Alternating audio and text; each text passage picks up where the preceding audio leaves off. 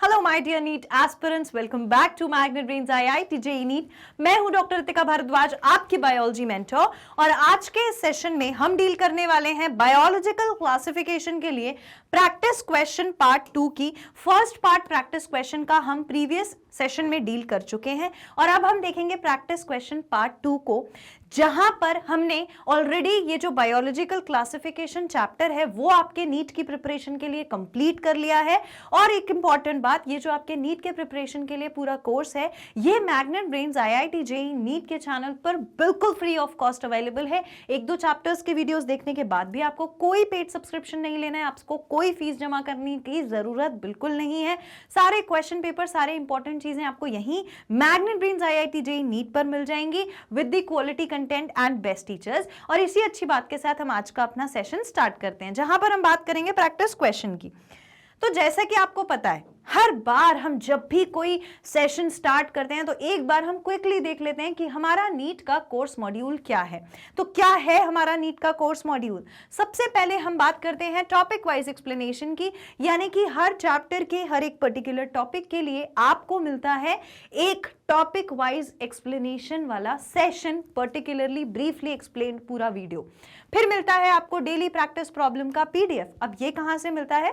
ये पीडीएफ आपको डिस्क्रिप्शन में जो लिंक है वहां पे क्लिक करके पीडीएफ डाउनलोड करना है, फिर उन क्वेश्चंस को सॉल्व करना है।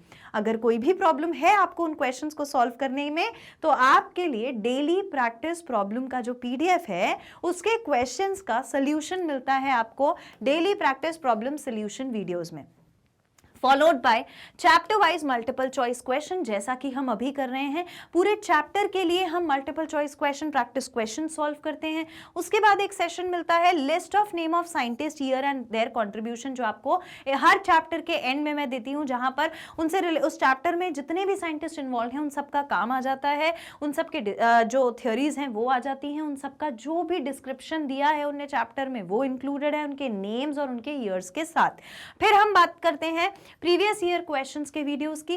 तो ये सब कंप्लीट करने के बाद आखिरी में आपको मिलता है क्या? प्रीवियस ईयर क्वेश्चंस का वीडियोस। और मैं आपको हमेशा बताती हूँ कि कोई भी कंसेप्ट को काफी तोड़ मरोड़ के जब पूछा जाता है तो वो हमें कहां से पता चलता है कि इस क्वेश्चन को और कैसे पूछा जा सकता है? तो वो हमें पता चलता है कहां से? हमारे जो प्रीवियस ईयर क्वेश्चंस हैं उनको सॉल्व करने से। Then we go with the doubt solving session. जो आप डाउट्स मुझे भेजते हैं, मैं एक सेशन में आपके लिए उसका सोल्यूशन लेकर आती हूँ, which is the doubt solving session. Weekly test papers मिलते हैं। Then we go with the guiding session. Guidance sessions होते हैं, कैसे पढ़ना है, स्ट्रेस को कैसे मैनेज करना है, एंग्जाइटी को कैसे कंट्रोल करना है, इंपॉर्टेंट अपडेट्स क्या है हमारे नीट के एग्जाम को लेकर, ये सारी चीजें। Followed by chapter wise one shot revision, हर चैप्टर का one shot revision, and then you get the online test series. This entire set of point is our NEET module for you guys, जो कि बिल्कुल free of cost है। अब हम आगे बढ़ते हैं, तो इन क्वेश्चंस को हम सॉल्व करते हैं और देखते हैं अपना पहला question. First question says multicellular producers belong to, multicellular body जिसकी हो ऐसे ऑर्गेनिजम्स और जो प्रोड्यूसर्स भी हो ऐसे ऑर्गेनिज्म। तो प्रोड्यूसर्स कौन होते हैं? पहले तो ये बताओ, प्रोड्यूसर्स जो हैं वो होते हैं हमारे ऑटोट्रॉफ्स। ऑटोट्रॉफ्स मतलब कि वो ऑर्गेनिजम्स जो अपना खाना खुद बना सकते हैं। क्लियर? ऐसे ऑर्गेनिजम्स, और बॉडी इन ऑर्गेनिजम्स की कैसी है? मल्टी सेल्यूलर बॉडी है। मल्टी सेल्यूलर मतलब बहुत सारे सेल की बनी हुई बॉडी है, टिश्यू विश्यू नहीं बना भैया, ऑर्गन भी नहीं बना। ऑप्शंस देखिए क्या पूछा है। प्रोटिस्टा होगा, मोनेरा के बाद प्रोटिस्टा आता था। मोनेरा में प्रोकैरियोटिक होते थे, प्रोटिस्टा में कैसे होते थे? यूकैरियोटिक ऑर्गेनिजम्स होते थे। तो अब हमारे पास ऑप्शन किस तरफ जाएगा? प्रोटिस्टा तो होगा नहीं, यहां पर यूनिसेल्युलर ऑर्गेनिजम्स थे। इसके बाद प्रोटिस्टा एंड प्लांटे होगा क्या? नहीं हो सकता। बहुत सारे बच्चे इस पे कंफ्यूज होते हैं, प्रोटिस्टा इंक्लूडेड नहीं है, प्लांटे सही ऑप्शन है। नेक्स्ट है प्लांटे एंड माइकोटा, तो प्लांटे और माइकोटा भी नहीं होगा। सही ऑप्शन जो है वो है option C is the correct answer to this question. आप इसे मार्क कर लीजिए। Done? Okay, now see the next question. Next question says Haeckel kept, sir Haeckel जो थे, he kept bacteria, algae, fungi and protozoan in kingdom। कौन से kingdom में sir हैकल ने बैक्टीरियाज को रखा था? बैक्टीरियाज को रखा था, algae को रखा था, फंजाई को रखा था और प्रोटोजोन को रखा था। ठीक है, तो अब हमारे पास किंगडम कौन से थे? किंगडम हमारे पास ऑप्शन में देखो कौन से दिए हुए हैं। प्लांटे दिया है, प्लांटे में कौन आते हैं? प्लांटे में आते हैं यूनिसेल्यूलर और autotrophic organism, sorry multicellular and autotrophic organism. Plantae में कौन आता है? मल्टीसेल्यूलर। एक तो ऑर्गेनिज्म मल्टीसेल्यूलर होगा, बॉडी उसकी, दूसरा ऑटोट्रॉफ होगा, अपना खाना खुद बनाएगा। ठीक है, फिर आता है प्रोटेस्टा। प्रोटेस्टा में कौन आता था? ठीक है, मोनेरा, प्रोटेस्टा, फंजाई। तो प्रोटेस्टा में हमारे पास आते थे यूनिसेल्यूलर यूकैरियोट्स। यूनिसेल्यूलर यूकैरियोट्स आते थे, कुछ मल्टीसेल्यूलर ऑर्गेनिजम्स भी रखे थे, ऐसा नहीं है कि सिर्फ यूनिसेल्यूलर था। फिर आता है प्रोटेस्टा एंड प्लांटे। तो प्रोटेस्टा एंड प्लांटे में दोनों अलग ग्रुप के ऑर्गेनिजम्स हैं। इसके बाद आता है एनिमेलिया। एनिमेलिया में कौन है? एनिमेलिया, देखो प्रोटेस्टा और प्लांटे में इसलिए नहीं लिख रही हूँ क्योंकि मैं ऊपर बता चुकी हूँ। एनिमेलिया में कौन आता है? मल्टीसेल्यूलर ऑर्गेनिजम्स आते हैं, मल्टीसेल्यूलर ऑर्गेनिजम्स आते हैं, एज वेल एज ये कैसे होते हैं नेचर में? हेटेरोट्रॉफ्स होते हैं। ठीक है, अब प्रोटेस्टा में यूनिसेल्यूलर या कुछ मल्टीसेल्यूलर यूकैरियोट्स आते थे। और अगर आप इन सारे ऑर्गेनिजम्स को देखोगे तो इनका आपको जो सेल है वो कैसा इसमें यूनिसेल्यूलर भी मिल जाएगा बैक्टीरिया, मल्टीसेल्यूलर भी ऑर्गेनिज्म प्रेजेंट है। इसके बाद इसमें हमारे पास कौन सा ऑर्गेनिज्म प्रेजेंट है? इसके साथ साथ यूकैरियोटिक ऑर्गेनिज्म है, मतलब इनकी बॉडी का सेल जो है वो यूकैरियोट है। दिए गए सही ऑप्शंस में से हमारा ऑप्शन कौन सा बनना चाहिए? यूनिसेल्यूलर यूकैरियोटिक ऑर्गेनिजम्स वाला ग्रुप, यानी कि Protista. So Protista is the right answer to this question number 2. I hope it is very clear. देखो, अगर आपको ये चीज नहीं याद रहती है या फिर इस चीज में आपको कोई प्रॉब्लम होती है तो मेरा सजेशन आपके लिए ये है, हाँ इट्स ओके, ये बहुत इनह्यूमन मतलब ह्यूमन बिहेवियर है कि थोड़ा प्रॉब्लम आता है हमको कुछ कैरेक्टरिस्टिक्स याद रखने में। यार एक एक कैसे याद रखें? तो मैंने आपको टेबल से एक्सप्लेन करने की कोशिश की है। कौन सा वाला टेबल? वो मैं उस टेबल की बात कर रही हूँ जो एनसीईआरटी में बायोलॉजिकल क्लासिफिकेशन का वो जो 5 किंगडम है उनका और उनके कैरेक्टरिस्टिक्स का टेबल है। आप जाओ उसमें से फीचर्स याद करो तो आप कभी गलती नहीं करोगे। एक बार वो टेबल आपकी आंखों में छप गया, आप कभी गलती नहीं करोगे। ऐसे क्वेश्चंस को सॉल्व करने के लिए हमारे लिए वो टेबल पढ़ना बहुत जरूरी है। मैंने भी आपको वो टेबल कराया था, आप वापस से जाकर के उस टेबल को दोबारा मेमोराइज करें। For now the right answer is option B. Mark कर लीजिए, done? Okay, now the next is Copeland and Stanier. सर कूपलैंड और सर स्टेनर ने 1956 में अपने 4 किंगडम क्लासिफिकेशन में प्लेस किया था प्रोकैरियोट्स को। किस किंगडम में? प्रोकैरियोट्स किस किंगडम में रखे गए थे? 4 किंगडम क्लासिफिकेशन में। तो प्रोकैरियोट कैसा सेल होता है, पहले तो ये बात हम ध्यान कर लेते हैं। तो प्रोकैरियोट जो है, याद करो क्या बताया था मैंने? प्रोकैरियोट मतलब ऐसा बिखरा बिखरा सा जो घर है वो प्रोकैरियोट है, यानी कि कोई भी चीज इसमें मेम्ब्रेन बाउंड नहीं है, सब अस्त व्यस्त फैला हुआ है, न्यूक्लियोइड मटेरियल ऐसे ही पड़ा हुआ है। तो ये वो वाला ऑर्गेनिज्म है विच लैक न्यूक्लियर मेम्ब्रेन, ना तो न्यूक्लियर मेम्ब्रेन है और ना ही इसके पास मेम्ब्रेन बाउंड सेल ऑर्गेनेलीज है, ना मेम्ब्रेन बाउंड सेल ऑर्गेनेलीज है, ना ही न्यूक्लियर मेम्ब्रेन प्रेजेंट है। ऐसा ऑर्गेनिज्म है प्रोकैरियोट। ठीक है, हमारे पास थे 5 किंगडम्स। हमारे पास क्या थे? 5 किंगडम्स। कौन कौन से थे? मोनेरा था, प्रोटेस्टा था, मोनेरा, प्रोटेस्टा, फंजाई, प्लांटे और एनिमेलिया। ठीक है, ये मैं यहाँ पे 4 किंगडम जरूर पूछा है, पर मैं आपको सिर्फ ये याद दिलाना चाहती हूँ कि जब हम, क्योंकि ये रिवाइज हो जाएगा वापस से, जब हम इन 5 किंगडम की बात करते हैं, अभी मैं ये चीज पे नहीं जा रही हूँ, अभी मैं आपको सिर्फ इन किंगडम्स की बात बता रही हूँ कि जब हम इन 5 किंगडम क्लासिफिकेशन में जाते हैं तो लेट्स सी किसमें कौन सा सेल प्रेजेंट होता है। एक बार देखो, जो मोनेरा है, मोनेरा के पास प्रेजेंट होता था कौन सा organism?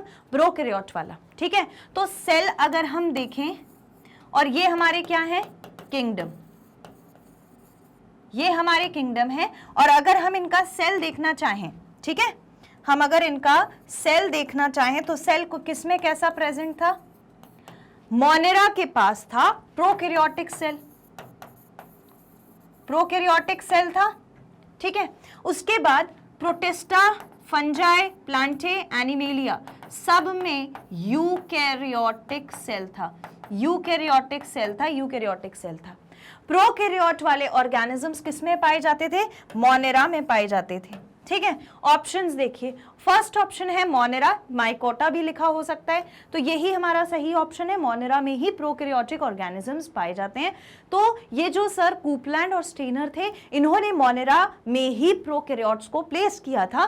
Then we have Protista, then we have Metaphyta and Metazoa. अब एक चीज हमेशा याद रखना, कभी भी ऑप्शंस को सारे के सारे पढ़ने हैं, ऑप्शंस को पूरा एक्सप्लोर करना है, क्योंकि हो सकता है कि मोस्ट अप्रोप्रिएट आंसर प्रेजेंट हो और आप सिर्फ अप्रोप्रिएट आंसर को मार्क करके रुक गए तो आपका ऑप्शन गलत हो जाएगा। इसीलिए हमें याद रखना है कि हम सारे ऑप्शंस को पढ़ना और समझना कंसिडर करेंगे। तो सही ऑप्शन क्या है? Option A for this question. Reason मैंने आपको बता दिया, इजी है, ऐसा कुछ बहुत टफ नहीं है, बस याद रखने वाली बातें और प्रैक्टिस की बात है। लिख लीजिए इसको, डन, ओके।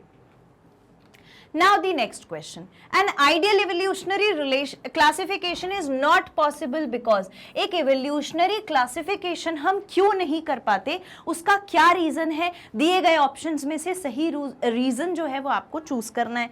फर्स्ट ऑप्शन देखिए, an organism shows both advance and primitive character. हाँ बिल्कुल, कोई भी अगर ऑर्गेनिज्म है तो उसमें एक एडवांस और एक प्रिमिटिव कैरेक्टर मिलता है। एडवांस कैरेक्टर का मतलब आज इस समय प्रेजेंट में जो एवोल्यूशन होने के बाद का कैरेक्टर है उसको हम क्या बोल रहे हैं? Advance character. और प्रिमिटिव कैरेक्टर मतलब कि जो एंसेस्टर से हम लेके आए हैं, for example type of cell, तो टाइप ऑफ सेल तो अगर हम एंसेस्टर से लेके आए हैं तो कैसा रहेगा? वही का वही रहेगा, तो वो प्रिमिटिव कैरेक्टर।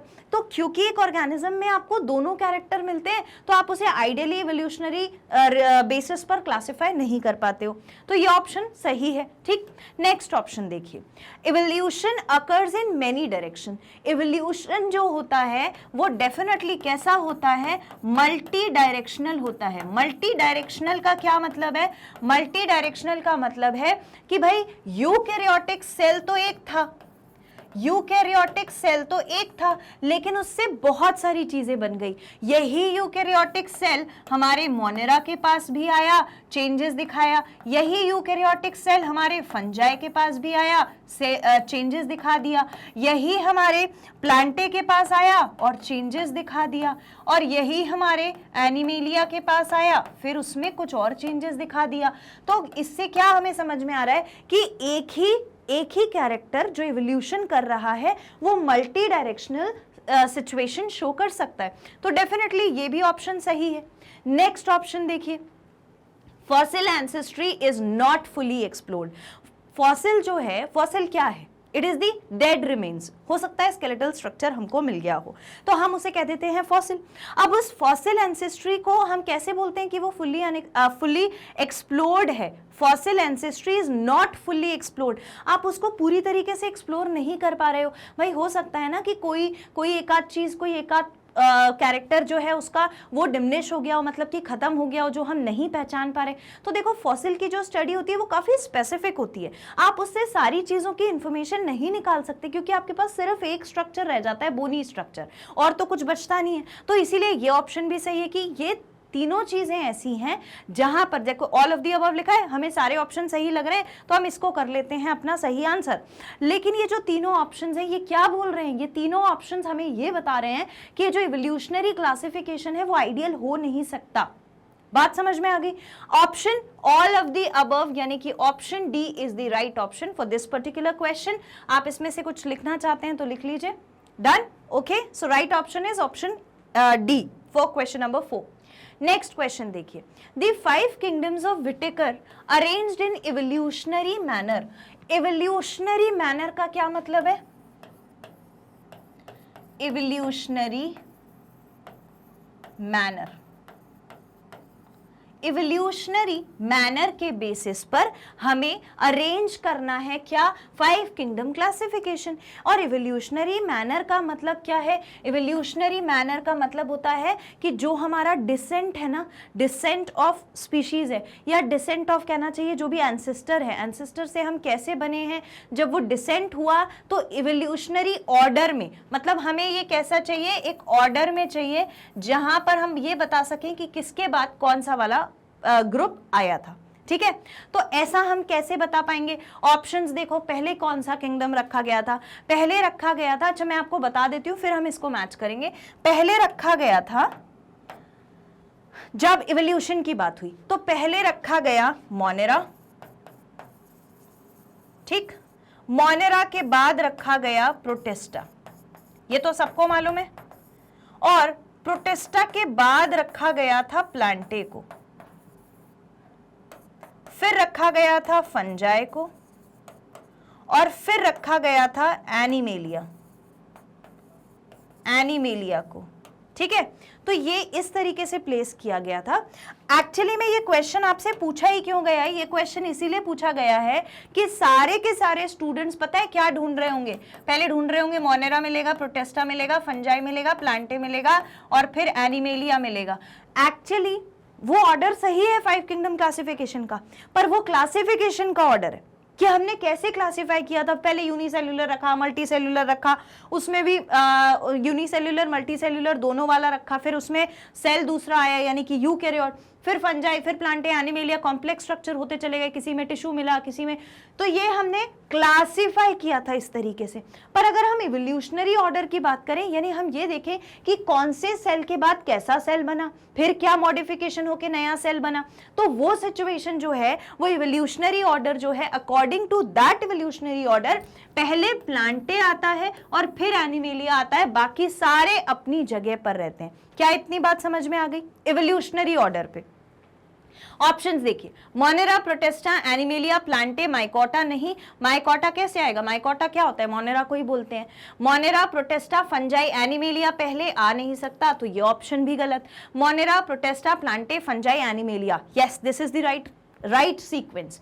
फिर है मोनेरा, माइकोटा उसी को बोलते हैं, प्रोटेस्टा, प्लांटे, एनिमेलिया, फंजाई इसमें मिसिंग है, तो ये भी नहीं होगा। हमारा सही ऑप्शन क्या होगा, option C, that is Monera, Protista, Plantae, Fungi and Animalia. ये इवोल्यूशनरी ऑर्डर है, ये क्या है, इवोल्यूशनरी ऑर्डर है, इवोल्यूशन के बेसिस पर। क्लियर, लिख लीजिए इसको, डन, ओके।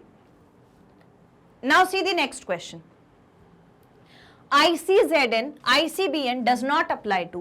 ICZN और ICBN क्या है, ICZN, ICBN क्या है, ICZN है, ICZN है क्या, ICZN इज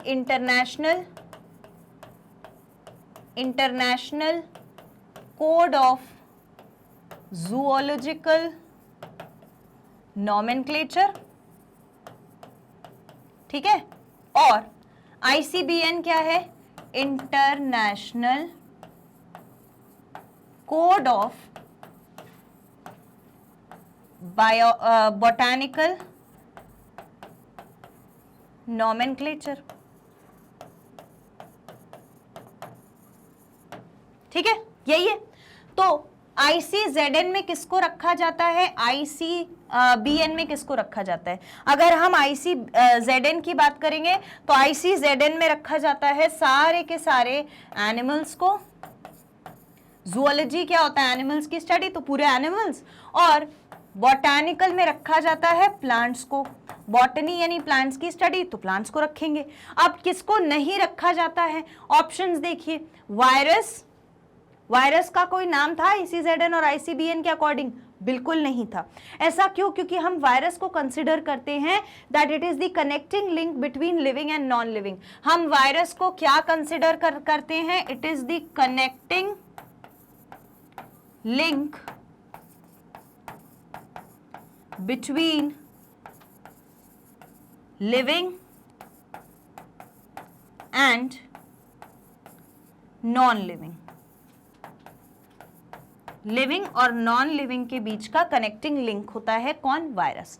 और इसी वजह से हम वायरस को इन नेम्स के साथ कंसीडर नहीं करते, ठीक है। तो सही ऑप्शन हमारा क्या हो गया? वायरस। वायरस के लिए ICZN और ICBN अप्लाई ही नहीं होते हैं।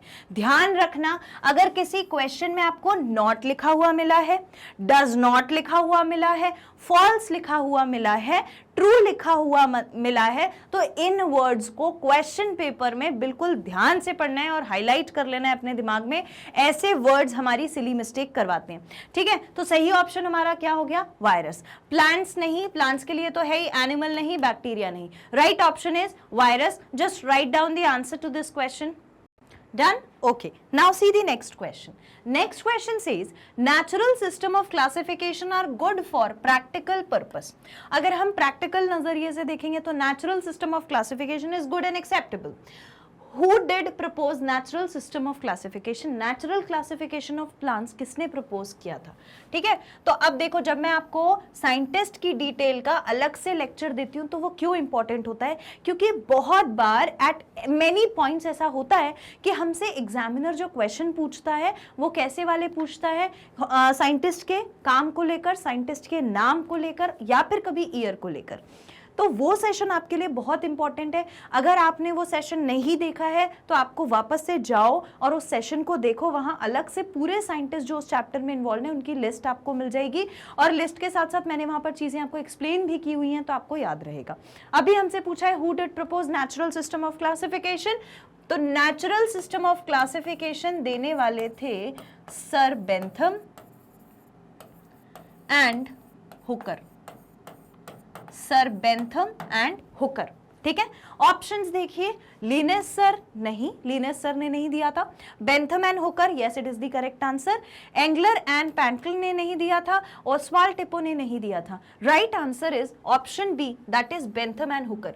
यहां पर एक्सप्लेनेटरी कुछ नहीं है, सिर्फ साइंटिस्ट का नाम आपको याद रखना है। Clear? Okay. Now see the next question. Classification based on maximum morphological characters and form relationships is called. Relationship यानी कि similarities हो या dissimilarities हो, ऐसा classification जहां पर maximum morphological character को consider किया गया है। किसको किया गया है? morphological characters को consider किया है, ठीक है। पहला मॉर्फोलॉजिकल कैरेक्टर, दूसरा फॉर्म रिलेशनशिप, सिमिलैरिटीज एंड डिससिमिलैरिटीज, यानी कि रिलेशनशिप के टर्म्स में क्या देखी गई हैं? दो चीजें। एक देखी गई है सिमिलैरिटीज, दूसरी देखी गई हैं डिससिमिलैरिटीज, ठीक है। तो ऐसा कौन सा क्लासिफिकेशन है जहां पर ये मॉर्फोलॉजी और रिलेशनशिप्स देखी गई हो? मॉर्फोलॉजिकल कैरेक्टर्स का क्या मतलब होता है? मॉर्फोलॉजिकल कैरेक्टर्स का मतलब होता है एक्सटर्नल फीचर्स, एक्सटर्नल कैरेक्टर्स, ठीक है। तो ऐसा क्लासिफिकेशन जहां पर भाई थोड़े बहुत देख लिया था कि क्या कैरेक्टर्स हैं, भाई पानी में रह रहा है, उड़ रहा है तो विंग्स होंगे, चल रहा है तो पैर होंगे, प्लांट है तो खड़ा होगा, एक प्लांट एक जगह पे, इसकी स्टेम होगी, लीव्स होंगी, रूट्स होंगी।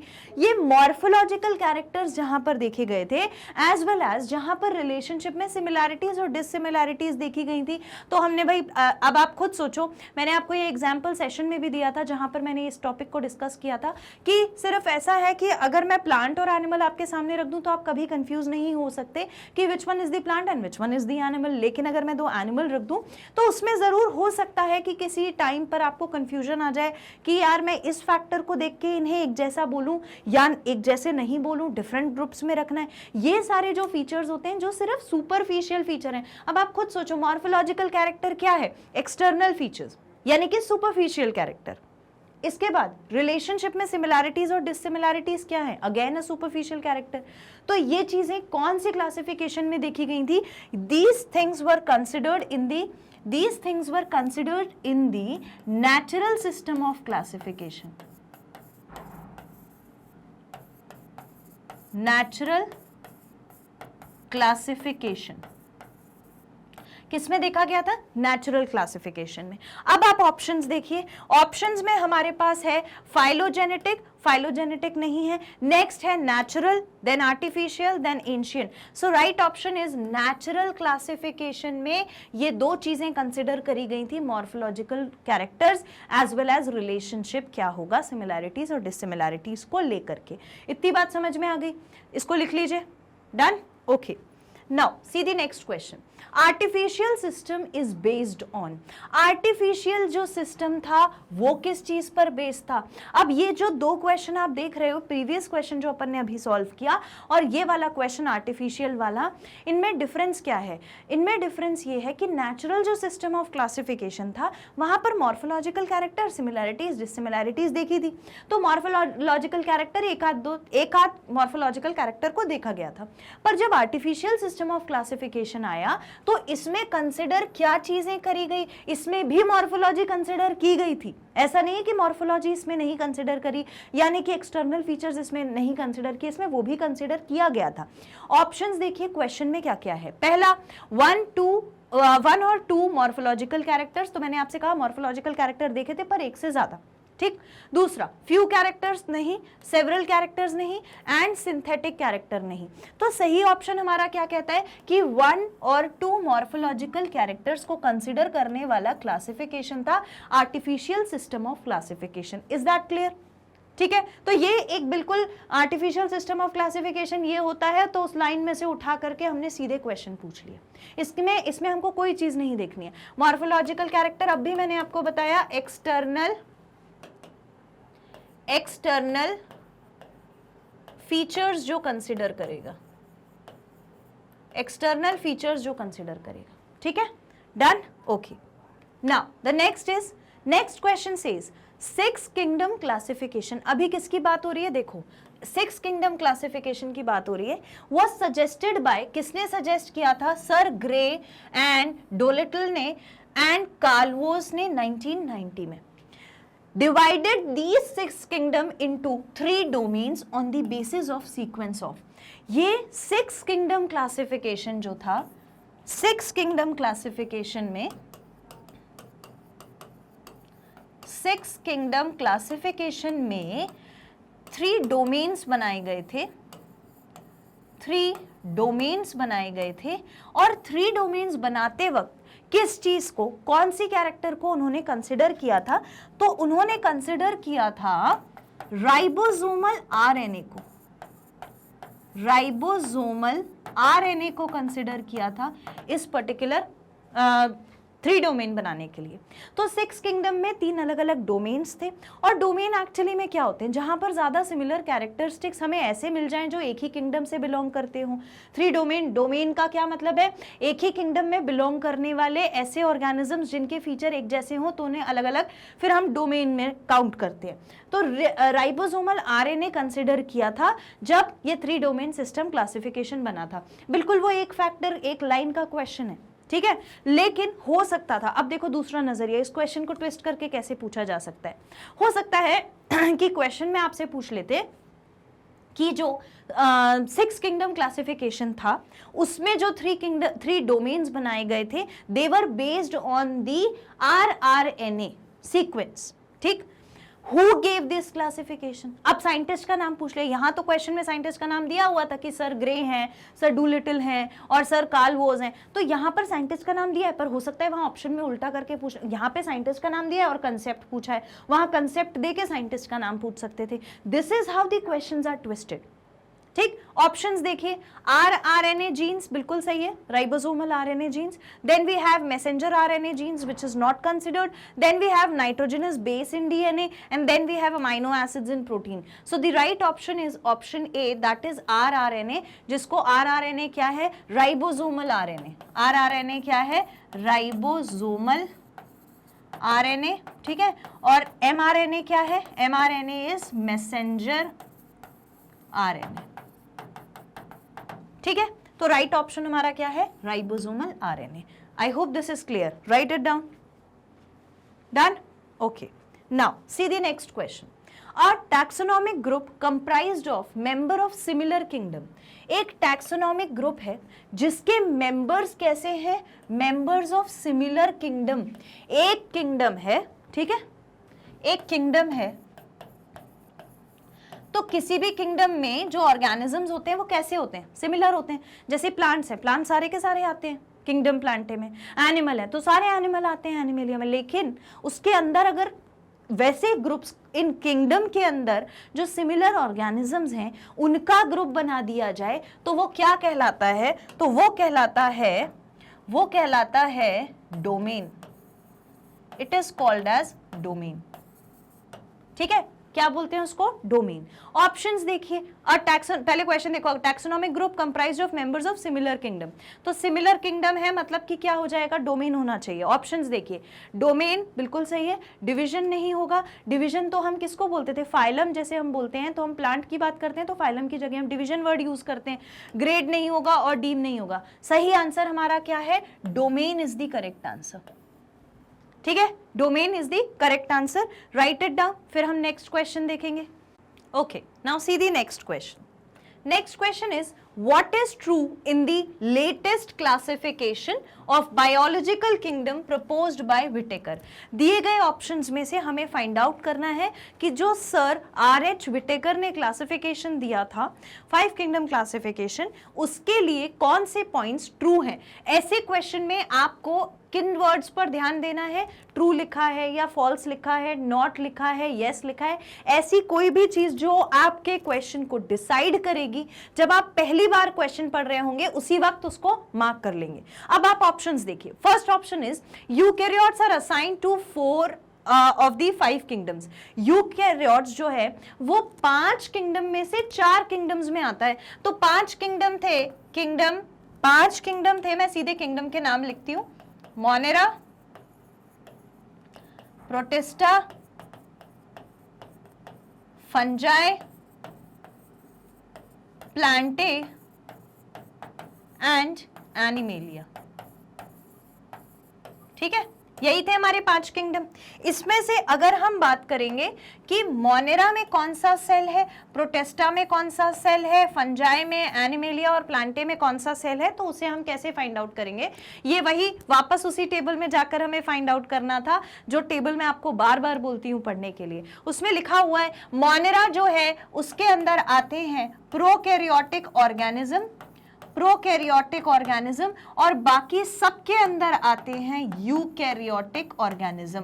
डिफरेंस ये है कि किसी में ये यूकैरियोट यूनिसेल्युलर हो सकता है तो किसी में मल्टीसेल्युलर कॉम्प्लेक्स ऑर्गेनिज्म के पास भी आपको यूकैरियोटिक और सेल देखने को मिल सकता है।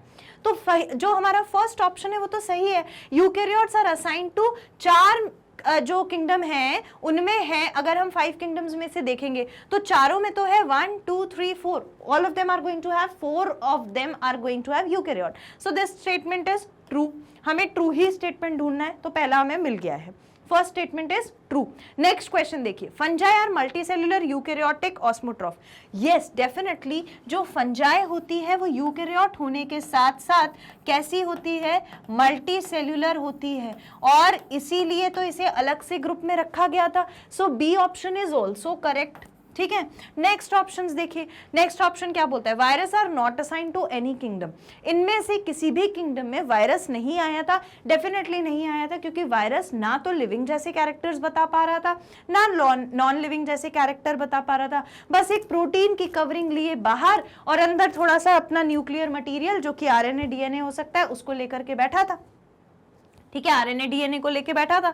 तो ये जो है इसको हमने किसी भी किंगडम में नहीं रखा। नेक्स्ट है ऑल ऑफ द अबव। तो ऊपर के तीनों स्टेटमेंट हमें कैसे मिले, सही मिले, इसीलिए हमारा आंसर क्या हो जाएगा, all of the above. Option D is the correct answer for question number 12। Clear? I hope आपने सबने इसका सही आंसर मार्क किया होगा। डन? ओके, नाउ अब देखो मैं पहले से बता देती हूँ, नेक्स्ट क्वेश्चन जो भी होगा उसका आंसर पहले आप मुझे दोगे, उसके बाद ही मैं आपको बताऊंगी। पहले जो भी नेक्स्ट क्वेश्चन होगा उसका आंसर पहले आप कमेंट में लिखेंगे, ठीक है।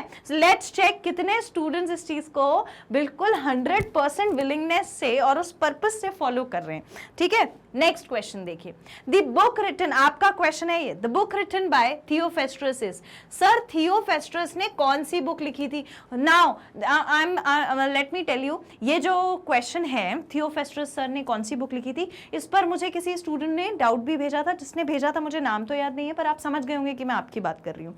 डाउट ये भेजा था कि मैम इनने जो बुक लिखी थी वो कौन सी है, और इनके जैसी ही एक और नाम वाली बुक किसी और ने भी लिखी है, तो वो वाला जो आपका प्रॉब्लम है आज के सेशन में क्लियर हो जाएगा, ठीक है। तो सर थियोफेस्ट्रस ने कौन सी बुक लिखी थी, पहले आप मुझे इसका आंसर लिख के बताइए कमेंट में। फटाफट से वीडियो पॉज करिए, आंसर लिखिए। डन, ओके, आंसर लिख दिया सबने। आई होप सबने सही आंसर लिखा होगा। सर थियोफेस्ट्रस जो थे, इन्होंने बुक लिखी थी, उसका नाम था हिस्टोरियम प्लांट्रम। हिस्टोरियम प्लांट्रम, इस बुक का नाम था हिस्टोरियम प्लांट्रम। ऑप्शंस देखिए, हिस्टोरियम प्लांट्रम सही है, हिस्टोरिया बोटानी नहीं है, बोटानी नहीं है, सिस्टमा नेचुरे नहीं है। सही ऑप्शन क्या है, हिस्टोरियम प्लांट्रम इज द राइट ऑप्शन। एक चीज, दूसरी चीज, जहां पर भी ऐसा क्वेश्चन पूछा जाएगा, इसीलिए देखो कितना इंपॉर्टेंट है साइंटिस्ट के बारे में पढ़ना। अगर हमने साइंटिस्ट वाला सेशन अटेंड किया है तो ये सारी चीजें हमको याद रहेंगी। क्यों याद रहेंगी, क्योंकि भाई हमें वहां पे +4 मार्क्स एक छोटे से कंसेप्ट से मिल जाएगा। तो यहाँ पर बस यही कंसेप्ट, सिर्फ नाम ही तो बताना है बुक का, ठीक है। तो right answer is option A. Next question देखिए, Which of the following shows maximum diversity? Maximum diversity किसमें देखी जाती है, यानी कि मैक्सिमम वेरिएशन किसमें देखा जाता है, सबसे ज्यादा वेरिएशन किसमें मिलता है।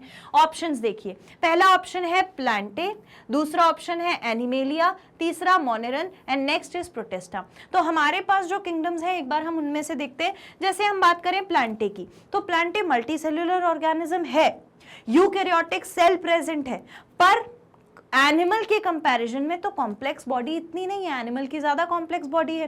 नर्वस सिस्टम काम कर रहा है, ऑटोनॉमिक नर्वस सिस्टम है, पेरिफेरल नर्वस सिस्टम है, सीएनएस, पीएनएस, ये सारी चीजें हैं। तो वहां पर नर्वस सिस्टम प्लांट में तो नहीं होता, तो नर्वस सिस्टम प्लांट में नहीं है, तो बॉडी कॉम्प्लेक्स नहीं है। बॉडी कॉम्प्लेक्स नहीं है तो सेल डिवीजन का पर्पस भी उतना कॉम्प्लेक्स नहीं है, और अगर ऐसा सेल डिवीजन कॉम्प्लेक्स नहीं होगा तो सिंपल सेल डिवीजन से क्या हो जाएगा, नॉर्मली बॉडी बनेगी, ज्यादा वेरिएशन नहीं दिखेंगे। प्लांट में ज्यादा वेरिएशन नहीं दिखते। अगर हम एनिमेलिया की बात करें तो एनिमेलिया में आपको पता है ना कि रेप्लिकेशन ऑफ डीएनए मिलेगा, रेप्लिकेशन ऑफ डीएनए मिलेगा, एनवायरमेंटल फैक्टर का अफेक्ट मिलेगा, मल्टीसेल्युलर कॉम्प्लेक्स बॉडी है जो क्या कर रही है, किसके कौन से सेल रखती है, यूकैरियोटिक सेल्स अपने पास रखती है। तो एनिमेलिया जो है वो डेफिनेटली ऐसा किंगडम है जो ज्यादा से ज्यादा वेरिएशन या ज्यादा से ज्यादा डाइवर्सिटी शो करती है। मोनेरन्स तो भाई सिंपल ऑर्गेनिज्म है ना, सिंपल यूनिसेल्युलर यूकैरियोट है, वैसा का वैसा डिवाइड हो जा रहा है, क्लोनिंग हो रही है सेल की, तो ये भी नहीं होगा, प्रोटेस्टन भी नहीं होगा। Animalia is the correct answer. Option B is the right answer. Option B is the right answer for question number 14। ठीक है, डन, लिख लीजिए इसको। Clear? Okay, now see the next question. Term systematics was used by Linnaeus. It includes, systematics जो word था वो use करने वाले थे सर कार्लस लिनियस। तो इसमें क्या क्या चीजें इंक्लूडेड होती हैं, ऑप्शंस में से हमें बताना है। ऑप्शंस दिया हुए हैं, डाइवर्सिटी ऑफ ऑर्गेनिज्म, तो सिस्टमैटिक्स, भाई सिस्टमैटिक्स जो हमने पढ़ा था, सिस्टमैटिक्स जो हमने पढ़ा था, डेफिनेटली उसमें सबसे बड़ा फैक्टर किसका था, हमारी बायोडाइवर्सिटी का। बायोडाइवर्सिटी ज़्यादा है, इसीलिए हमें ज़रूरत पड़ी है सिस्टमैटिक्स की, टैक्सोनॉमी की। तो बायोडाइवर्सिटी है, diversity of organisms is seen.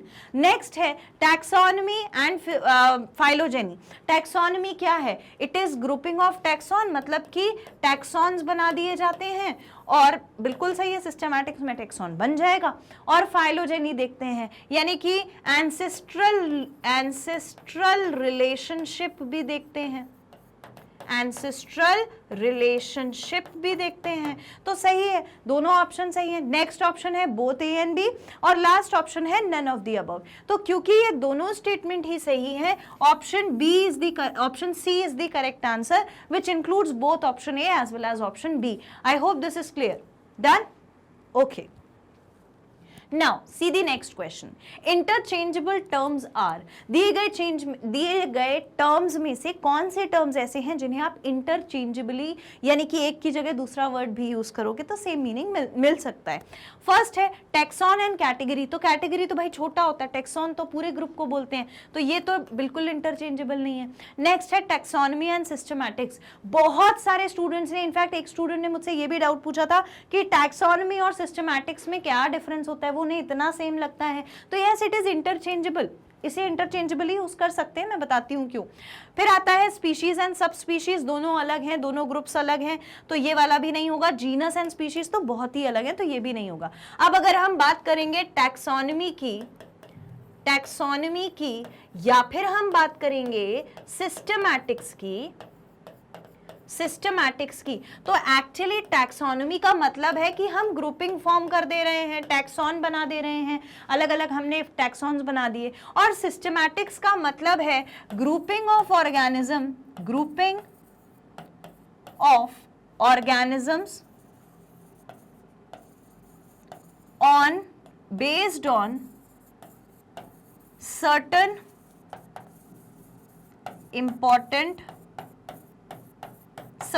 Important criteria.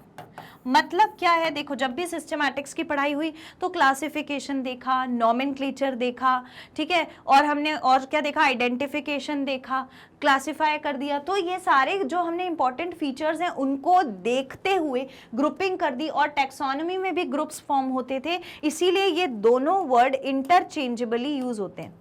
ठीक है, ये दोनों वर्ड इंटरचेंजेबली यूज होते हैं, इसीलिए हमारा सही ऑप्शन क्या हो जाएगा, taxonomy and systematics. Right option will be taxonomy as well as systematics. Clear? Write it down, इस क्वेश्चन को लिख लीजिए, इसको आंसर लिख लीजिए। Done? Okay, now see the next question. Who wrote Historia Generalis Plantarum? Who wrote Historia Generalis Plantarum that has 3 volumes and description of 18,600 of plants? देखो, मुझसे किसी स्टूडेंट ने ये डाउट पूछा था कि मैम हिस्टोरिया प्लांटरम जो है वो सर जॉन ने लिखा था, जॉन रे ने, या फिर सर थियोफेस्ट्रस ने लिखा था। लेकिन जो भी स्टूडेंट थे उन्होंने ये ध्यान नहीं दिया कि क्वेश्चन जो पूछा गया है वो हिस्टोरिया प्लांटरम के लिए है या हिस्टोरिया जनरलिस प्लांटरम के लिए है। Both are different thing. पहली चीज मैंने क्या बोली? पहली चीज मैंने बोली है Historia, 1 minute, Historia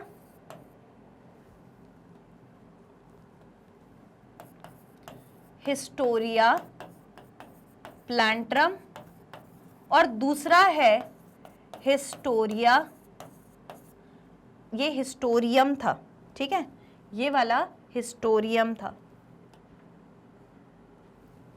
this is Historium and this is Historia Generalis Plantarum. ठीक है, प्लांटरम। डिफरेंस कहाँ आ जाता है? Who has written what kind of a book. अगर हम हिस्टोरियम प्लांटरम की बात करेंगे तो हिस्टोरियम प्लांटरम जो बुक है ये दी थी सर थियोफेस्ट्रस ने। It was given by sir Theophrastus. ठीक है, किसने दिया था? सर थियोफेस्ट्रस ने दिया था। 1 मिनट, अरे 1 minute, okay, I will write it again. Historium Plantarum, Historium Plantarum को किसने लिखा था? सर थियोफेस्ट्रस ने। ठीक है, अब कंफ्यूजन कहाँ आती है? हिस्टोरिया प्लांटरम ये भी है, हिस्टोरियम प्लांटरम ये भी है, इसीलिए आप कंफ्यूज हो जाते हो। बट कंफ्यूज आपको नहीं होना है। जब हिस्टोरियम जनरलिस प्लांटरम की बात पूछी जाएगी, so it was written by sir John Ray. ठीक है, अब आपको दोनों में डिफरेंस समझ में आ रहा है। कभी भी जो क्वेश्चन में, ध्यान से सुनो क्या बता रही हूं, कभी भी क्वेश्चन में जितना मेंशन है उस चीज को लेकर आंसर निकालने की कोशिश करो, अपने मन से कुछ भी ऐड मत करो। हो सकता है हिस्टोरियम प्लांटरम लिखा था, आपने सोचा हाँ ये जनरलिस्ट लिखना भूल गए होंगे तो इसका आंसर जॉनरे सही होना चाहिए। देखो वो कितने बढ़िया तरीके से आपको कंफ्यूज कर सकते हैं। ठीक है, तो ये दोनों बातें हाईलाइट करके अलग से मार्क करके रखिए, वरना क्या होगा कि हम सोचेंगे हिस्टोरियम प्लांटरम तो सर जॉन रे ने लिखी थी, तो हम थियोफेस्टस वाले क्वेश्चन को रॉन्ग करके वहां जॉन रे सर का आंसर मार्क कर देंगे, और जहां हमें लगेगा हिस्टोरियम जनरलिस्ट प्लांटरम लिखा है तो हो सकता है वहां पर उस दिन जॉन रे याद नहीं आया, हमने सिर्फ थियोफेस्टस पे ध्यान दे दिया था तो थियोफेस्टस सर पे आंसर मार्क कर दिया, जबकि आंसर क्या होना चाहिए था, जॉन रे। तो ये दोनों बहुत इंपॉर्टेंट चीजें हैं, इनको आप डिफरेंट कलर के पेन पेंसिल से कहीं पर भी मार्क करके लिख करके जरूर रख लेना, वरना क्या होगा कि हम इस चीज में कंफ्यूज हो जाएंगे। ठीक है, ऑप्शंस देखिए, फर्स्ट इज सर जॉन रे N English naturalist, yes definitely sir John रे जो थे वो इंग्लिश नेचुरलिस्ट थे। नेक्स्ट है हटचिंसन एन इंग्लिश टैक्सोनोमिस्ट, ये नहीं है। अर्नस्ट हैकेल जर्मन नेचुरलिस्ट, ये नहीं है। नेक्स्ट है लीनियस स्वीडिश बायोलॉजिस्ट। अगर आपने क्वेश्चन की प्रैक्टिस नहीं की हो और अगर आपने अपने साइंटिफिक जो डिटेल्स हैं उनका सेशन भी नहीं देखा होता तो आप पता है क्या करते, अगर तुक्का मारते तो आप क्या करते कि ये नेचुरलिस्ट जो लिखा है अर्नस्ट हैकेल जर्मन में नेचुरलिस्ट पर ध्यान देकर हम आंसर मार्क कर देते, जो हो जाता हमारा गलत। तो इसीलिए हमें क्या करना पड़ेगा, ज्यादा से ज्यादा, देखो यही तो इंपॉर्टेंस है क्वेश्चन सॉल्व करने की, आप जितने ज्यादा क्वेश्चन सॉल्व करते हो उतने ज्यादा कंसेप्ट आपको याद होते हैं। पढ़ना एक अलग चीज होती है, प्रैक्टिस करना एक बहुत अलग चीज होती है। हर इंसान पढ़ रहा है पर आप कितनी प्रैक्टिस कर रहे हो वो आपका ग्राफ ऊपर ले जाएगा, इसीलिए क्वेश्चन की प्रैक्टिस जरूरी होती है। For this question sir John Ray is the right answer, an English naturalist, and this is the important point, write it and keep done. Okay, now see the next question, in Whittaker's classification which kingdom is main producer. ये तो भाई आप मुझे इसका answer बता सकते हो, फटाफट से कमेंट सेक्शन में इस क्वेश्चन का आंसर लिखो कि in Whittaker's classification which kingdom is main producer, सबसे इंपॉर्टेंट प्रोड्यूसर कौन है। Okay, so have you written the answer, I hope सबने सही आंसर मार्क किया हो। विटिकर्स क्लासिफिकेशन में कौन से किंगडम में प्रोड्यूसर्स को रखा गया था, तो प्रोड्यूसर्स पहले तो हम बोलते किसको हैं, हमारे इकोलॉजिक, हमारे एनवायरमेंटल सिस्टम में प्रोड्यूसर कौन होता है, प्रोड्यूसर होता है एक ऑटोट्रॉफिक ऑर्गेनिज्म। ऑटोट्रॉफिक ऑर्गेनिज्म यानी कि जो अपना खाना खुद प्रिपेयर कर रहा है, which is capable of providing food to different other organisms. ठीक, तो उसे हम कहते हैं प्रोड्यूसर्स। ऐसा इसमें से कौन है, क्या मोनेरा है, नहीं। जो विटेकर का क्लासिफिकेशन था उसमें मेन प्रोड्यूसर था, मेन प्रोड्यूसर कौन था, तो प्रोड्यूसर एक्चुअली में कौन था, मोनेरा था, नहीं। प्रोटेस्टा था, हाँ बिल्कुल। प्लांटे था, माइकोटा नहीं था, माइकोटा मोनेरा में आएगा। तो प्रोटेस्टा और प्लांटे दो चीजें प्रोड्यूसर कहलाती हैं, बिल्कुल सही है। अब यहाँ पर स्टूडेंट्स क्या करते हैं कि प्लांटे को मार्क कर देते हैं, पर यहाँ क्वेश्चन में ध्यान दो, यहाँ पूछा गया मेन प्रोड्यूसर कौन है, मेन प्रोड्यूसर कौन है।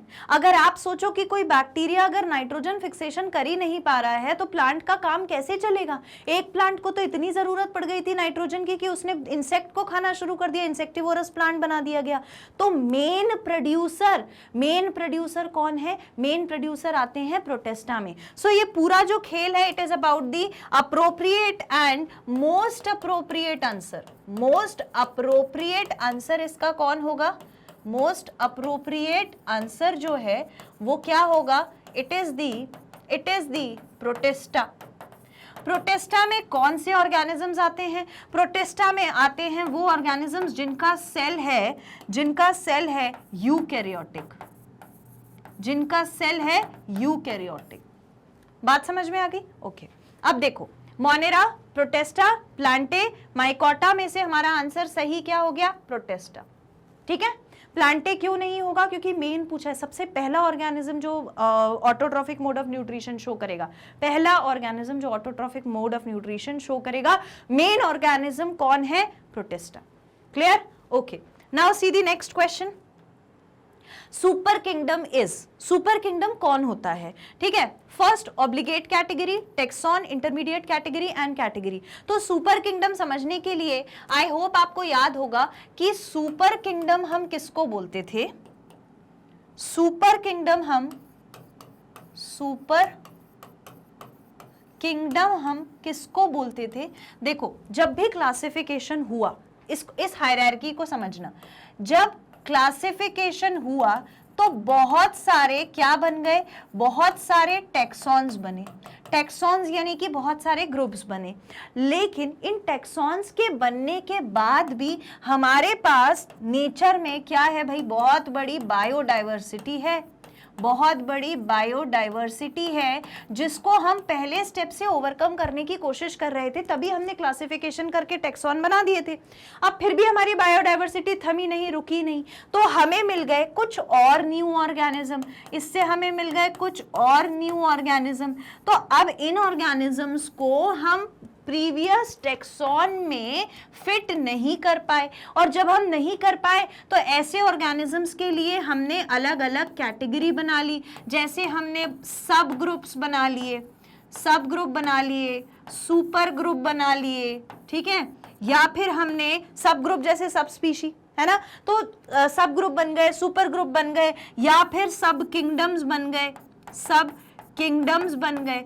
और ऐसी चीजें जहां पर होती हैं, जहां पर ये ग्रुप्स बनते हैं, इस ग्रुप को हम क्या बोलते हैं, इस ग्रुप को हम बोलते हैं, this group is called intermediate category.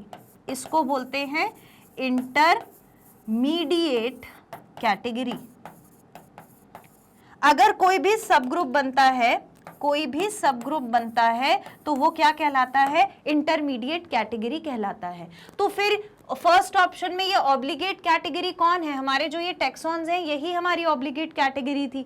तो इंटरमीडिएट कैटेगरी सब, सुपर और सुप्रा, सब किंगडम, सब स्पीशीज, सब ग्रुप्स जो भी बनते हैं, या सुप्रा ग्रुप्स जो भी बनते हैं, उनको हम कहते हैं इंटरमीडिएट कैटेगरी। तो सुपर किंगडम कौन है, सुपर किंगडम है हमारा intermediate category, option C.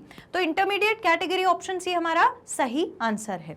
Clear? तो ये आपको कंसेप्ट समझ में आ गया। देखो मैं फिर से बता देती हूँ, क्लासिफिकेशन करने की जरूरत कब पड़ी थी, जब बहुत सारी बायोडाइवर्सिटी थी, और बहुत सारी बायोडाइवर्सिटी हुई तो हमने ग्रुप्स बना दिए। अब ग्रुप्स बनाकर हम भाई आराम से बैठे थे, चाय पानी पी रहे थे, मजा आ रहा था, लेकिन फिर से नया ऑर्गेनिज्म आ गया। अब नया ऑर्गेनिज्म आ गया तो उसको किस कैटेगरी में डालें, तो सोचा चलो झंझट मत करो, एक नया ग्रुप बना देते हैं, ऑब्लिगेट कैटेगरी उसको बोलेंगे, उसमें छोटे छोटे ग्रुप्स, जिसका भी जो भी ऑर्गेनिज्म आएगा वहां पर डाल देंगे। सो दोज वर सब group, super group and sub kingdoms. Done? Clear? Okay. Now see the next question. Term new systematics was introduced by, new systematics term actually में किसने इंट्रोड्यूस किया था, लेकिन होता क्या है, ये दोनों इंपॉर्टेंट चीजें हैं, दोनों कंसेप्ट से क्वेश्चन बन सकता है। तो जो न्यू सिस्टमैटिक्स था, उसमें क्लासिफिकेशन तो हुआ था ऑर्गेनिजम्स का, पर किस बेसिस पर हुआ था, कौन सी चीजों पर आधारित था, बहुत सारी चीजों पे। जैसे यहां इन्होंने कंसिडर किया था कि मॉर्फोलॉजी क्या है, फिर इनने कंसिडर किया था कि एनाटॉमी क्या है। अब एनाटॉमी, मॉर्फोलॉजी, आई होप सबको क्लियर है। मॉर्फोलॉजी मतलब एक्सटर्नल कैरेक्टर, एनाटॉमी मतलब इंटरनल कैरेक्टर, और इसके अलावा क्या था, इसके अलावा था डेवलपमेंट कैसे हुआ ऑर्गेनिज्म का, साइटोलॉजी कैसी है, साइटोलॉजी यानी कि जेनेटिक्स देखा कि साइटोलॉजी कैसी है। फिर इसके बाद और क्या देखा कि जेनेटिक्स का कैसा रोल है ऑर्गेनिजम्स के बीच में, ये भी देखा। तो जितने भी इकोलॉजी देखी, ठीक है, इकोलॉजी यानी कि क्या, अपने एंसेस्टर के साथ क्या रिलेशनशिप है, नहीं, इकोलॉजी मतलब कि जो इंटरैक्शन है ऑर्गेनिजम्स में वो कैसा है, ठीक। बहुत सारे कैरेक्टर्स को कंसिडर किया गया था न्यू सिस्टमैटिक्स में, जब ऑर्गेनिजम्स को क्लासिफाई करने लगे। सारे फैक्टर्स को पढ़ के हम क्लासिफिकेशन करते थे। ये जो न्यू सिस्टमैटिक्स का क्लासिफिकेशन था, इसमें आपको यहां तक तो समझ में आ गया, डेवलपमेंट मतलब बॉडी कैसे डेवलप हो रही है, इसके बाद डायरेक्ट डेवलपमेंट है या इनडायरेक्ट डेवलपमेंट है, लार्वा बनता है या नहीं बनता है, डायरेक्टली अडल्ट बन जाता है, या फिर साइटोलॉजी यानी कि सेल कैसा है, सेल के कॉन्स्टिट्यूएंट्स कैसे हैं, कैसा फंक्शन करते हैं, या फिर जेनेटिक्स की स्टडी कैसी है, या फिर इकोलॉजी जैसे जो भी एनवायरनमेंट है उसमें रहने वाले हर एक ऑर्गेनिज्म के बीच में, अलग अलग स्पीशीज के बीच में, अलग अलग ग्रुप ऑफ ऑर्गेनिजम्स के बीच में इंटरैक्शन है या नहीं है, ये सारी चीजों को कंसिडर किया गया था न्यू सिस्टमैटिक्स के दौरान। और ये न्यू सिस्टमैटिक्स इंट्रोड्यूस किसने किया था? So it was introduced by sir Julian Huxley. Sir Julian Huxley ने इसे कॉइन किया था टर्म न्यू सिस्टमैटिक्स। ठीक है, ऑप्शंस देखिए, Julian Huxley is the right option, De Candolle नहीं, लेमार्क नहीं, कार्लस लिनस नहीं। एक्चुअली में मैंने आपको यहाँ पर इतनी सारी बातें क्यों बताई हैं उसका एक रीजन है। अभी तो क्वेश्चन इस कंसेप्ट पर पूछा गया था, हो सकता है नेक्स्ट क्वेश्चन इस कंसेप्ट पे पूछ लिया जाए। ठीक है, तो ये वाली चीजें आपको याद रखनी है और हमारा सही आंसर है option A, that is Julian Huxley. Clear? Option A Julian Huxley, जहां जिन्होंने दिया था न्यू सिस्टमैटिक्स। न्यू सिस्टमैटिक्स का classification an number of criterias पर बेस्ड था, जैसे कि morphology, anatomy, development, genetics, ecology, ये सारे फैक्टर्स को उन्होंने कंसिडर किया था। Done? So right answer is option A for this question. Done? Okay, all right. Now so we are done with the practice question session part 2 for the chapter biological classification। अब आपको क्या करना है, मैंने आपको बीच में भी, सेशन के बीच में भी मैंने आपको कई बार बताया, जैसे मैंने आपसे बोला था ये वाले क्वेश्चन में, आपको मैं बताती हूँ कौन सा क्वेश्चन दैट वाज, हाँ ये वाला क्वेश्चन कि किसने प्रपोज किया था हिस्टोरिया जनरलिस प्लांटरम। यहाँ मैंने आपको बताया था, तो ये जितने भी क्वेश्चंस होते हैं यहाँ पर साइंटिस्ट बहुत इंपॉर्टेंट है, साइंटिस्ट का कंट्रीब्यूशन बहुत इंपॉर्टेंट है, साइंटिस्ट के ईयर्स बहुत इंपॉर्टेंट हैं, अलग अलग कंफ्यूजन हो जाता है साइंटिस्ट के कंसेप्ट में, तो उसे स्ट्रॉन्ग करने के लिए हम क्या करेंगे, उसे स्ट्रॉन्ग करने के लिए हम ज़्यादा से ज़्यादा साइंटिस्ट को रिकॉल करने की कोशिश करेंगे। कैसे रिकॉल करेंगे, मैंने आपको वो दिया था, एक सेशन अलग से दिया था साइंटिस्ट के डिटेल्स का, उसको देखिए, उससे अपनी कॉपी में नोट कर लीजिए कि आपको कौन से साइंटिस्ट की क्या बातें याद रखनी है, ताकि आप इजीली उसे मेमोराइज कर सकें। और अगर आपको लगता है कि कहीं मेरे किसी कंसेप्ट में कमी है, फॉर एग्जांपल मुझे 6 किंगडम क्लासिफिकेशन श्योरली अच्छे से नहीं आया, या फिर हो सकता है मैं उसका आंसर नहीं कर पाई थी, या फिर हो सकता है मुझे न्यू सिस्टमैटिक समझ नहीं आया, तो ये सारी चीज़ों को आपको वापस से सेशन जाकर देखना है। आप किसी भी चीज को थोड़ा सा भी इग्नोर नहीं कर सकते।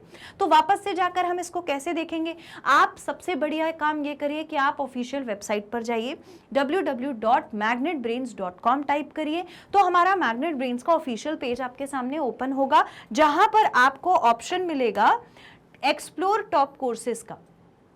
वहां पर जाकर टॉप कोर्सेज में नीट जो अपना कोर्स है उसको सिलेक्ट करिए, वहां पर बायोलॉजी के सेशन पर वॉच नाउ करिए। जैसे ही आप इस पर वॉच नाउ क्लिक करेंगे तो आपके सामने एक डिस्क्रिप्टिव पेज ओपन होगा, यहाँ मेरी इमेज है और यहाँ पर पूरा का पूरा डिस्क्रिप्शन है कि हम क्या पढ़ रहे हैं, कैसे पढ़ रहे हैं, हम किस पैटर्न से पढ़ रहे हैं। तो वो जो जितने भी आपको सवाल आ रहे हैं ना कि मैम ये कैसे होगा, क्वेश्चन कैसे होगा, प्रीवियस ईयर क्वेश्चन कहाँ से करूँ, सारी चीज़ें आपकी सॉल्व हो जाएंगी। आप इसको देखिए एक बार ओपन करके। नेक्स्ट आप वॉच ऑल वीडियोज लिखा हुआ देखेंगे, उसमें जाएंगे तो आपको चैप्टर के नाम के साथ उसके सेशंस मिल जाएंगे। तो जैसे मान लो लिविंग वर्ल्ड था, या अब बायोलॉजिकल क्लासिफिकेशन भी आपको उस पर मिलेगा, उस पर जाकर क्लिक करिए। जैसे ही उस पर क्लिक करेंगे तो आपको एक लिस्ट ऑफ लेक्चर्स मिल जाएगा। जैसे इसमें 16 लेक्चर्स थे तो पूरे लिस्ट खुल गई। अब आपको जो भी टॉपिक नहीं बना है उसको जाकर क्लिक करो और उस पर वॉच नाउ का ऑप्शन आएगा, उस वॉच नाउ के ऑप्शन पर जाकर आप ऐसे इस तरीके से वीडियो देख सकते हैं। तो वीडियो इस तरीके से आपके सामने प्ले हो जाएगा। मैग्नेट ब्रेन्स पर ये जो आपके नीट के प्रिपरेशन के लिए कोर्स है, Magnet Brains IIT JEE NEET के चैनल पर, ये बिल्कुल फ्री ऑफ कॉस्ट अवेलेबल है। एक दो जो आपके चैप्टर्स हैं या एक दो सेशंस हैं उनको देखने के बाद भी आपको कोई पेड सब्सक्रिप्शन नहीं लेना है। ऐसा भी नहीं है कि क्वेश्चन सिर्फ फ्री में मिल रहे हैं, बाकी सारी चीज़ों में फीस ले रहे हो, ऐसा कुछ भी नहीं है। कुछ भी आपको पे नहीं करना, आप आराम से अपनी पढ़ाई कर सकते हैं। सिर्फ एक छोटी सी चीज़ आपको करनी है, इतना सा अप्रिसिएशन आपसे चाहिए कि आप लाइक ज़रूर कर देना। इतनी मेहनत जो है वो सफल हो जाएगी। जाएगी अगर आप लाइक कर दोगे। शेयर ज़रूर करना है, सब्सक्राइब ज़रूर करना है चैनल को। कोई भी इंपॉर्टेंट चीज़ हमारी मिस नहीं होनी चाहिए। ये बहुत बड़े लेवल का एग्जाम है, लेकिन वो आपके लिए 100% फ्री ऑफ कॉस्ट अवेलेबल है। आप घर में बैठ के ऑनलाइन इसे पढ़ सकते हैं। मैं आपसे मिलूंगी नेक्स्ट सेशन में। उम्मीद करती हूँ कि आपको सारी चीज़ें समझ में आ गई होंगी और आपने मेरा वो पॉइंट समझ लिया होगा कि साइंटिस्ट की डिटेल्स बहुत इंपॉर्टेंट है और वो सेशन दोबारा देखना ज़रूरी है जहाँ पर हम वीक फील कर रहे थे। तो आप उसे वापस से देख सकते हैं। देखना कैसे है वो भी मैंने आपको बता दिया। मैं आपसे मिलूंगी नेक्स्ट सेशन में। तब तक के लिए thank you so much. Keep studying and take care.